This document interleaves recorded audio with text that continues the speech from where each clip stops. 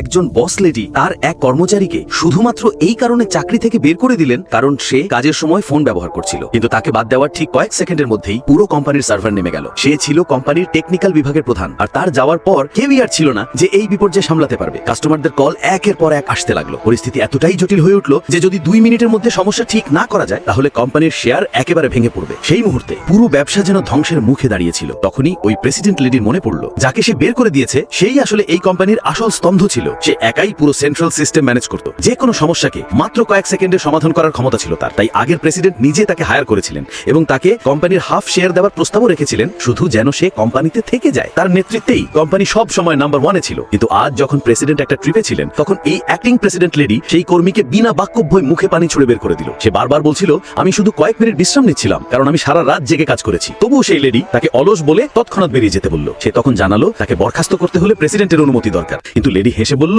আমার কোনো অনুমতির প্রয়োজন নেই, সিদ্ধান্ত এখন আমার হাতেই। অ্যাসিস্ট্যান্টও জানিয়ে দিল এখন সম্পূর্ণ নিয়ন্ত্রণ বস লেডির হাতে। তাকে মাত্র 2 মিনিট সময় দেওয়া হয় ব্যাগ গুছিয়ে নেওয়ার জন্য, নইলে সিকিউরিটি এসে বের করে দেবে। লেডির আচরণ দেখে সে চুপচাপ ব্যাগ গোছাতে শুরু করে। একজন জুনিয়র সহকর্মী তার সঙ্গে যেতে চায়, কিন্তু সেই লোকটা তাকে বুঝিয়ে বলল, তোমার 80 বছর বয়সী মা আর তোমার সন্তানদের কথা ভাবো। সেই জুনিয়র থেমে যায়, কিন্তু চোখে জল নিয়ে তাকে অনুরোধ করে, দয়া করে আপনি ছাড়া কেউ এই সিস্টেম ঠিক করতে পারবে না। তবুও প্রেসিডেন্ট লেডি তার নিজের জায়গায় অটল থাকে। তার ভাষায় সে একজন অলস বস যার কোনো স্কিল নেই। আর শেষ পর্যন্ত যেই মুহূর্তে সেই মানুষটা অফিস থেকে বেরিয়ে যায় পুরো কোম্পানির সিস্টেম এক নিমিষে ক্র্যাশ করে যায়। কিছু টেকনিশিয়ান দৌড়ে এসে রিপোর্ট করতে লাগলো, আর প্রেসিডেন্ট লেডি শুধু বলল, তাড়াতাড়ি ঠিক করো। তখনই এক টেকনিশিয়ান বলল, এই পুরো সিস্টেমটা তো ওই মানুষটাই তৈরি করেছিল, আর শুধু ওই জানে এটা কিভাবে চলে। এই কথা শুনে লেডির রাগ আরো বেড়ে গেল। সে রেগে গিয়ে বলল, অবশ্যই ওই সবটাকে নষ্ট করে গেছে, এটা নিশ্চয়ই ওরই কাজ। ঠিক তখনই তার মনে পড়ে গেল তার দাদুর বলা একটা কথা, এই কোম্পানিতে একজন কর্মী আছে যাকে কখনোই ফায়ার করা উচিত নয়। আর এখন লেডির মনে সন্দেহ জাগে, হয়তো সেই লোকটাই ছিল সে। সেই সময় একের পর এক এমপ্লয়ি এসে রিপোর্ট করতে লাগলো যে কাস্টমারদের কল এত বেশি আসছে যে লাইনের সব সার্ভার ব্লক হয়ে যাচ্ছে, আর যদি দ্রুত কিছু না করা হয় তাহলে কোম্পানির শেয়ার ভেঙে পড়বে এবং পুরো কোম্পানিটাই ধ্বংস হয়ে যাবে। এই কথা শুনে